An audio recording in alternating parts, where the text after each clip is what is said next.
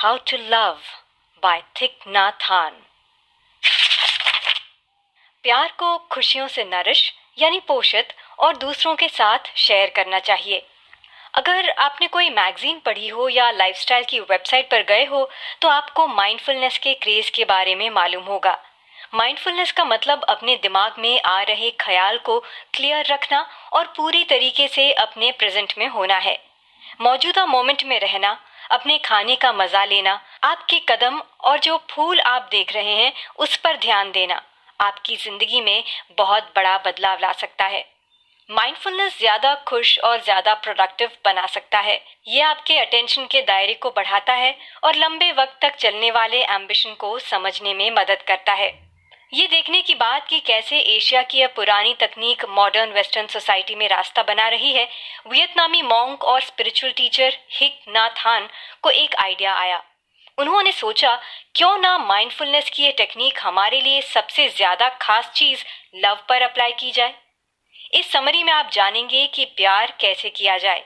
Summary प्यार के insights और एक्शनेबल एडवाइस पर बेस्ड है। ये गाइड प्यार को लेकर दिल की उलझनें दूर करती है। इसके अलावा आप जानेंगे कि अगर आपको अपना सच्चा प्यार मिल गया है तो उसे कैसे बताएं। क्यों दूसरे से मोहब्बत करने के लिए खुद की इज्जत करना बहुत जरूरी है और अपने पार्टनर के साथ सच्ची इंटीमेसी हासिल करने के लिए सेक्स का इस्तेमाल कैसे करें। एक गिलास पानी में 1 चम्मच नमक डाल दीजिए तो यह पीने लायक नहीं रहेगा ना। लेकिन अगर आप इतना ही नमक नदी में डाल दें तो कुछ नहीं बदलेगा। प्यार भी कुछ ऐसा ही होता है। अगर हमारा दिल छोटा होता है तो हमारे आसपास के लोगों की छोटी सी गलती हमें गुस्सा दिला सकती है। अगर हम अपना दिल बड़ा करें तो हम दूसरों के साथ प्यार से पेश आने के काबिल बन जाते हैं। हम ज्यादा प्यार करने वाले कैसे बने? प्यार को इंसानों की तरह ही ग्रो करने के लिए नरिशमेंट की जरूरत है। इसे खुशियों की जरूरत है। ऐसा इसलिए है क्योंकि प्यार में जान है और दूसरी जानदार चीजों की तरह ही इसे नरिशमेंट चाहिए।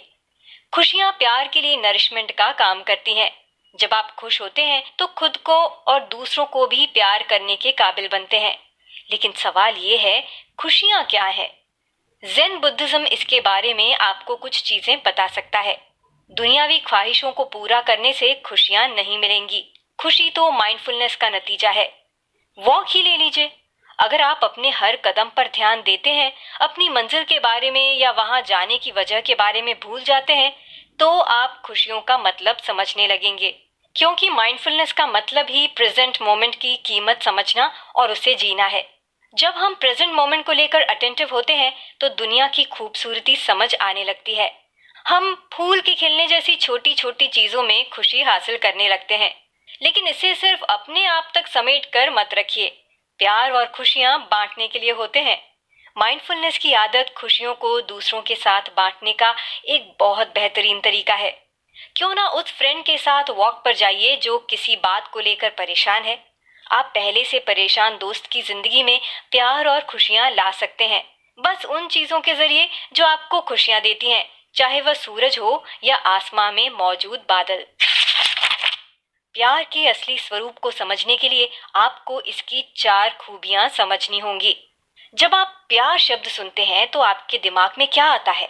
हम में से ज्यादातर लोग इस कॉन्सेप्ट को मनपसंद पार्टनर की ख्वाहिश के साथ जोड़ देते हैं, खास तौर पर गुड लुकिंग और सक्सेसफुल। लेकिन ये सच्चा प्यार नहीं है। इसे समझने के लिए आपको पहले प्यार को समझना होगा। सच्चे प्यार का मतलब कुछ हासिल करना नहीं, बल्कि दूसरों की तकलीफ को जानना और समझना है। सामने वाले के नजरिए से उसकी तकलीफ समझने में प्यार आपकी मदद करता है और साथ ही आपके लिए उसकी मदद करना आसान बनाता है। प्यार की क्वालिटी को डिस्क्राइब करने का दूसरा तरीका सहानुभूति है। जब आपको सच्चा प्यार मिल जाए तो इसे पहचानना मुश्किल नहीं है। यह आपकी जिंदगी में खूबसूरत दुनिया की दस्तक ले आता है और आप तरोताजा होने के साथ ही अपनी पहचान में वजन महसूस करते हैं। यानी आपको अपनी जिंदगी के मायने समझ में आने लगते हैं। यह आपको आजादी, सुकून और खुशी का एहसास देता है। अगर आपको कभी लगे कि आप प्यार में हैं, तो अपने आप से सवाल कीजिए, क्या आप असली खुशी का एहसास कर पा रहे हैं? अगर ऐसा नहीं है तो हो सकता है कि ये सच्चा प्यार ना हो। इज्जत मिलने से प्यार मुकम्मल होता है। एशिया के कई हिस्से में चलन है कि पति पत्नी को एक दूसरे को मेहमानों की तरह इज्जत करनी चाहिए। रिश्ते को अच्छा बनाए रखने के लिए ये एक जरूरी चीज है और लॉन्ग टर्म पार्टनर्स को भी एक दूसरे के साथ इज्जत से पेश आना चाहिए। प्यार की आखिरी खासियत इसकी एक्सपेंसिवनेस है, यानी व्यापकता है। शुरुआत में यह किसी एक इंसान पर ही फोकस करता है, लेकिन वक्त बीतने के साथ यह अपने अंदर हर जानदार चीज को शामिल कर लेता है। सच्चे प्यार को पहचानने के लिए आपको इन 4 चीजों पर ध्यान देना चाहिए। इनमें लविंग काइंडनेस, कंपैशन यानी दूसरों की तकलीफ को समझना, जॉय और बराबरी यानी बैलेंस शामिल है। चलिए इन खासियतों के बारे में जानते हैं। लविंग काइंडनेस का मतलब माइंडफुलनेस का इस्तेमाल करके दूसरे को खुश करना है। दूसरी तरह कहा जाए तो इसका मतलब बुझे हुए दिल में भी सूरज रोशन करने की हमारी खासियत से है। चलिए इन खासियतों के बारे में जानते हैं। लविंग काइंडनेस का मतलब माइंडफुलनेस का इस्तेमाल करके दूसरे को खुश करना है। दूसरी तरह कहा जाए तो इसका मतलब बुझे हुए दिल में भी सूरज रोशन करने की हमारी खासियत से है। कंपैशन का मतलब दूसरों की तकलीफ समझना और खुद को उनकी तकलीफ से जोड़ना है। जब हम दूसरों की तकलीफ से खुद को जोड़ लेते हैं तो हम एम्पैथेटिक हो जाते हैं और गहराई से देखने और सुनने के काबिल बन जाते हैं। यहाँ जॉय का मतलब असली और लंबी चलने वाली खुशी से है। दूसरों की जिंदगी में खुशी लाना सबसे बड़ा तोहफा है। बराबरी आखिरी खासियत है। इसे खुद में शामिल करना भी कहा जा सकता है। इसका मतलब अपने और सामने वाले के बीच की दीवार को इस तरह खत्म कर देना है कि उसकी तकलीफ अपनी लगने लगे। प्यार में आपको अपनी और अपने पार्टनर की इज्जत के साथ खुद पर और उस पर भरोसा करने की जरूरत है। अब आप प्यार की खासियत के बारे में जान चुके हैं, और क्या जानने की जरूरत है? प्यार के बारे में 2 और बहुत जरूरी चीजें जानने लायक हैं, और वो हैं इज्जत और यकीन। प्यार सिर्फ किसी मकसद के लिए नहीं होता, ये इज्जत और एक दूसरे पर यकीन करने से भी जुड़ा हुआ है। असल में प्यार खुद के अंदर झांकने से शुरू होता है। प्यार करने के लिए आपको अपनी अच्छाइयों और अपने कंपैशनेट नेचर को समझने की जरूरत है। इसे सेल्फ लव कहते हैं। ये हासिल करने के लिए आपको आपकी बॉडी जैसी है इसकी इज्जत और इस पर यकीन करना होगा। आप जैसे भी हैं वैसे अपने आप को एक्सेप्ट करके आपको एहसास होगा कि आपकी बॉडी वह जगह बन चुकी है जहां आप मुश्किल के वक्त में आसरा ले सकते हैं। फूलों के बारे में सोचिए। कोई 2 फूल एक जैसे नहीं होते। हम लोग भी एकदम ऐसे ही होते हैं। हर कोई अपने आसपास मौजूद लोगों से अलग होता है, लेकिन हम दूसरों से कमियां सुनने और खुद की जबान से कहने के आदी हो गए हैं। हम किसी फूल की तरफ देखते हैं, उस फूल को देखकर हमें जो रिएक्शन देना चाहिए उसके बजाय हम ये सोचते हैं कि ये परफेक्ट नहीं है, इसे कुछ ऐसा या वैसा होना चाहिए था। इसलिए हमें यह पहचानना सीखना होगा कि हम पहले से ही सुंदर हैं। खुद को और दूसरों को ये सच याद दिलाते रहने की जरूरत है, खासतौर पर प्रभावशाली नौजवानों को। क्या गुलाब की पंखुड़ियों की तारीफ करने के बजाय इसके रंग के लिए क्रिटिसाइज करना बेतुका नहीं होगा? प्यार 2 तरफा रास्ता है। एक बार आपने खुद की इज्जत करना और खुद पर भरोसा करना सीख लिया तो अपने पार्टनर के साथ भी ऐसा ही करने की जरूरत है। भरोसे के बिना प्यार नामुमकिन है। अगर आप किसी पर भरोसा नहीं करते हैं तो आपको उससे सच्चा प्यार नहीं हो सकता। सिर्फ मन में अपने पार्टनर की इज्जत करना और उस पर भरोसा करना काफी नहीं है, आपको ये साबित भी करना होगा। एक कपल के साथ ऑथर की मुलाकात का ही एग्जाम्पल ले लीजिए, जो बॉर्डो से ऑथर के फ्रांस वाले आश्रम में आए थे। उन तीनों की बातचीत के दौरान औरत लगातार रोए जा रही थी। उसकी जिंदगी में किसी चीज की कमी थी। वह उस फूल की तरह थी जिसे पानी की जरूरत थी। तो उसे किस चीज की जरूरत थी? ऑथर ने उसके हस्बैंड को बताया कि उसे प्यार और इज्जत की जरूरत है। उस दिन लंच पर हस्बैंड ने ऑथर की एडवाइस के हिसाब से काम किया। उसने अपनी वाइफ को उन सभी चीजों के बारे में बताया जो अपनी वाइफ के अंदर उसे पसंद है। वह कई घंटों तक अपने वाइफ की तारीफ ही करता रहा और अचानक से उनका दुख खुशी में बदल गया था।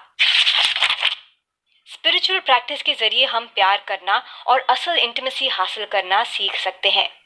दुनिया के इतिहास में किसने सच्ची मोहब्बत को रिप्रेजेंट किया है? अगर हमें एग्जाम्पल देने के लिए कहा जाए तो हम में से ज्यादातर लोग जीसस, गांधी, मदर टेरेसा और दलाई लामा का नाम लेंगे। इस सेक्युलर दुनिया में स्पिरिचुअलिटी और रिलीजन की कोई खास कीमत नहीं रह गई है। लेकिन जब सच्चे प्यार को अमल में लाने की बात आती है तो ज्यादातर नाम धार्मिक और स्पिरिचुअल लोगों का ही सामने आता है। यह कोई कोइंसिडेंस नहीं है। प्यार करना सीखने के लिए स्पिरिचुअल प्रैक्टिस पहला कदम है। फिर भी इसके डेफिनेशन को लेकर क्लियर हो जाना इम्पोर्टेंट है। इसका मतलब किसी मजहब या प्रिंसिपल्स पर अंधा यकीन करना नहीं है। यह अपनी खुशियों को बढ़ाने और अपने आप को बेहतर बनाने का एक तरीका है। असल में अगर हम शांत और कॉन्सेंट्रेटेड रहकर अपनी जिंदगी की मुश्किलों का सामना करना चाहते हैं तो स्पिरिचुअलिटी बहुत जरूरी है, क्योंकि हमारी पहचान सिर्फ हमारा फिजिकल रूप नहीं है। हर इंसान के दो शरीर होते हैं, पहला जिसे हम देख सकते हैं और दूसरा स्पिरिचुअल शरीर। मेडिटेशन और माइंडफुलनेस सिर्फ इन दोनों शरीरों में बैलेंस बनाने का एक तरीका है। एक बार हम ये कर लेते हैं तो अपने इमोशंस को समझना आसान हो जाता है। स्पिरिचुअल प्रैक्टिस का मतलब अपने असली जज्बातों को समझना है और इससे हमें दूसरों की तकलीफ समझने और उनसे प्यार करने में मदद मिलती है। दूसरों की तकलीफ की जानकारी ही प्यार है, क्योंकि सच्चा प्यार इंटीमेसी की तलाश करता है। ध्यान से सुनना इंटीमेसी हासिल करने का एक अच्छा तरीका है, जिसके जरिए आप अपने पार्टनर के बारे में ज्यादा जान सकते हैं। सिर्फ घंटे या 2 घंटे अपने पार्टनर से बात करने और उन पर ध्यान देने की जरूरत है। इस प्रोसेस का कोई अंत नहीं है, क्योंकि हम सब में बेइंतहा गहराई है। इंटीमेसी हासिल करने का दूसरा तरीका फिजिकल इंटीमेसी है। सेक्स के जरिए इमोशन और स्पिरिचुअल इंटीमेसी जाहिर की जाए तो यह मटेरियलिटी से ऊपर उठकर सबसे खूबसूरत चीज बन जाता है। हालांकि ऐसा कहना करने से आसान है। यह तभी कारगर होगा जब दोनों ही पार्टनर कंसंट्रेटेड हों और उनमें एक दूसरे के लिए प्यार हो। सेक्स अपने आप इंटीमेसी नहीं एस्टैब्लिश करता, इसलिए इस पर अक्लमंदी से अमल किया जाना चाहिए। अक्सर सेक्स और इंटीमेसी एक समझे जाते हैं। हम इंटीमेट थे जैसे स्टेटमेंट्स इस बात को साबित करते हैं, लेकिन असल में दोनों अलग अलग चीजें हैं, क्योंकि सिर्फ सेक्स के जरिए असल इंटीमेसी एस्टैब्लिश नहीं की जा सकती। प्यार के बिना सेक्स मजेदार हो सकता है, लेकिन ये नुकसानदायक भी है। अक्सर लोग सेक्सुअल डिजायर और सच्चे प्यार के बीच में कंफ्यूज हो जाते हैं। जैसा कि हम जानते हैं, हमारी 2 तरह की बॉडीज होती हैं। पहली यानी फिजिकल बॉडी को सेटिस्फाई करना आसान है, जबकि स्पिरिचुअल बॉडी की जरूरत नजरअंदाज कर दी जाती है। प्यार के बिना सेक्स दिमाग और दिल में दूरी पैदा कर देता है। अपने अकेलेपन को दूर करने के लिए लोग अक्सर सेक्स का सहारा लेते हैं। ये भूल जाते हैं कि सिर्फ फिजिकल कांटेक्ट से अकेलापन दूर नहीं किया जा सकता। अकेलेपन का इलाज सिर्फ वो रिश्ता है जिसमें दोनों पार्टनर्स एक ही सपना और ख्वाहिशों के साथ डीप इमोशनल कनेक्शन शेयर करते हैं। इसका मतलब ये नहीं कि सेक्स में इंटीमेसी नहीं हासिल की जा सकती। ऐसा हो सकता है, लेकिन इस पर अक्लमंदी से अमल करने की जरूरत है। मन करने पर ही सेक्स करना माइंडफुलनेस का एक जरूरी हिस्सा है। सिर्फ अपने पार्टनर को खुश करने के लिए या मना करने की ऑकवर्डनेस से बचने के लिए सेक्स के लिए हामी भरना बताता है कि आपको पार्टनर के साथ कम्युनिकेशन करने की सख्त जरूरत है। ख्वाहिश या जज्बात के बिना सेक्स लविंग सेक्स नहीं होता है। अक्लमंदी से सेक्स करने का मतलब अपनी और अपने पार्टनर की ख्वाहिशों के बीच बैलेंस बनाना है। डीप कनेक्शन के बाद ही इंटीमेट सेक्स हासिल किया जा सकता है। कभी कभी अपने पार्टनर के साथ बैलेंस न बना पाना फ्रस्ट्रेटिंग हो सकता है, लेकिन आप अपनी सेक्सुअल एनर्जी का इस्तेमाल जिंदगी के दूसरे हिस्सों में करना सीख सकते हैं। ब्रह्मचारी संतों के बारे में सोचिए। ऐसा नहीं है कि उन्हें सेक्स की ख्वाहिश नहीं होती। इस एनर्जी का इस्तेमाल वो लकड़ी काटने, बगीचे में जाने, खाना बनाने, मेडिटेट करने या दोस्तों और परिवार पर ध्यान देने जैसे दूसरे कामों में करते हैं। पार्टनर की ख्वाहिशें एक जैसी और एक दूसरे से प्यार से बात करने की कोशिश होनी चाहिए।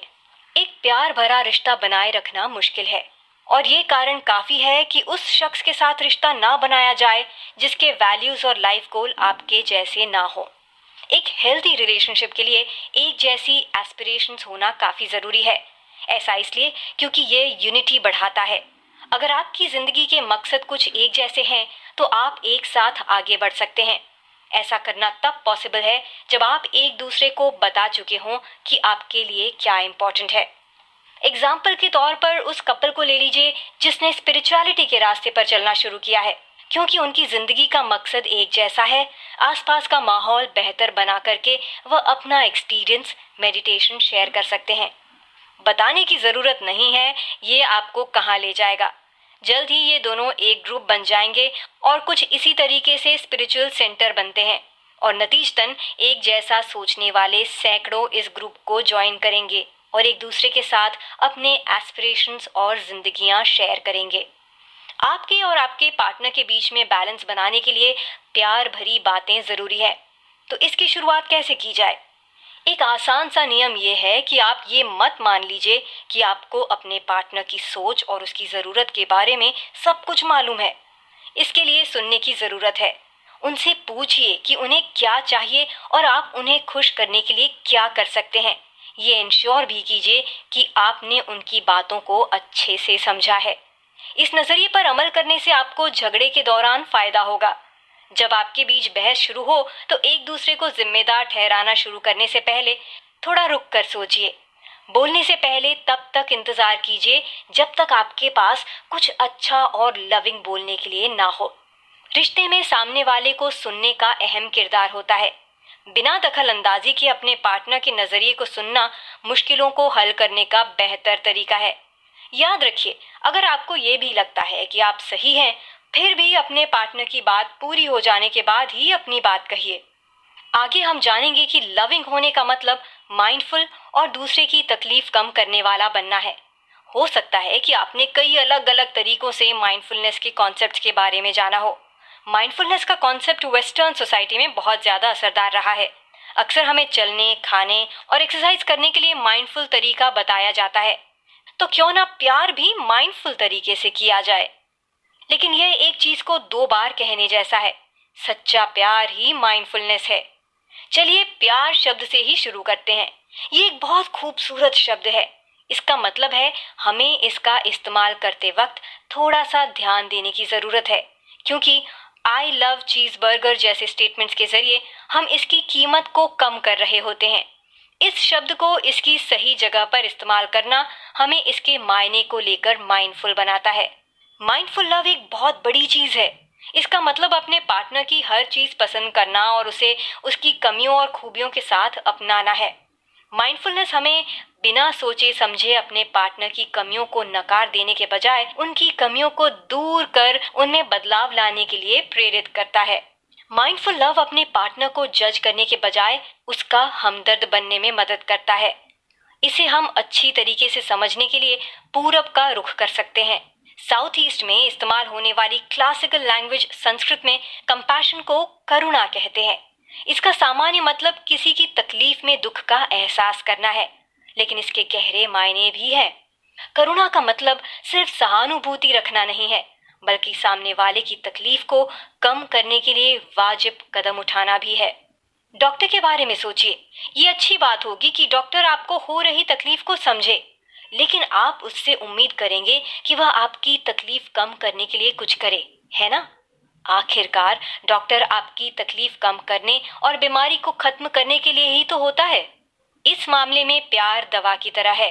यह एक तरह की कला है जिसकी मदद से आप अपने पार्टनर की तकलीफ समझते हैं और उसे कम करने में उसकी मदद करते हैं। लेकिन प्यार सिक्के के दो पहलू की तरह है। आपको और आपके पार्टनर दोनों को ही हमदर्द बनने की जरूरत है। जब आप तकलीफ में हो तो आपको मदद मांग लेनी चाहिए। ये मानना मुश्किल हो सकता है, लेकिन आपको मदद की जरूरत होती है, खास तौर पर तब जब तकलीफ की वजह आपका पार्टनर खुद हो। एक दूसरे से मदद मांगना एक दूसरे का हमदर्द बनने का इकलौता तरीका है। रिलेशनशिप को लेकर दिमाग में आ रहे ख्याल पर ध्यान दीजिए और इन इंसाइट्स पर यकीन कीजिए। क्या ये अच्छा नहीं होगा अगर आपके कंधे पर एक छोटी सी परी बैठी हो जो हर मौके पर सही शब्द आपके कान में फुसफुसा सके? इसकी कीमत उसको बेहतर पता होगी जिसके गलत शब्द चुनने की वजह से झगड़ा शुरू हुआ हो कि ये बहस खत्म करने में कितना अहम किरदार निभा सकती है। खैर, ऐसे 3 सेंटेंसेस हैं जिन्हें आप ऐसी सिचुएशन के लिए अपने दिमाग में रख सकते हैं। सबसे पहले अपने पार्टनर को बताइए कि आप गुस्सा हैं और इसकी वजह से आप तकलीफ में हैं।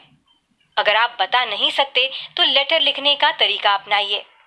दूसरा, बताइए कि आप एक रिलेशनशिप में हैं और प्यार करने की अपनी पूरी कोशिश कर रहे हैं। ये तभी कहिए जब ये सच हो। लंबी सांस लेकर और खुद से पूछिए, क्या आप इस रिलेशनशिप को लेकर माइंडफुल हैं? गुस्से में कुछ भी कहने से बचिए। सिचुएशन को हल करने के लिए अपने पार्टनर से मदद मांगिए। जरूरत पर काम आने के लिए कोई प्लान रखना आपके रिलेशनशिप को मैनेज करने का बहुत बेहतरीन तरीका हो सकता है, लेकिन ये अपने आप में काफी नहीं है। सच्चा प्यार खुले दिमाग का नतीजा है। आपको रिश्ते को लेकर अपने ख्यालों पर सवाल उठाने के लिए तैयार रहना चाहिए। सनसेट को ही ले लीजिए। जब हम इसे देखते हैं तो हमें यकीन रहता है कि सूरज आसमान में है, लेकिन किसी साइंटिस्ट से पूछे, वह आपको बताएगा कि आपको जो तस्वीर दिख रही है उस जगह पर सूरज 8 मिनट पहले मौजूद था, और ऐसा स्पीड, लाइट और सूरज के जमीन की दूरी की वजह से हो रहा है। हमारे अजम्पशंस अक्सर ऐसे ही होते हैं। हो सकता है हम गलत समझ रहे हों, इसलिए जरूरी है कि हम थोड़ा संयम रखें, अपने अजम्पशंस पर सवाल उठाएं। हम अक्सर ये समझ लेते हैं कि हमारे पार्टनर ने जानबूझकर हमें तकलीफ दी, लेकिन जब हम थोड़ी तहकीकात करते हैं तो एहसास होता है कि हमें तकलीफ देने की बात तो दूर, वह खुद अपनी तकलीफ से जूझ रहा है।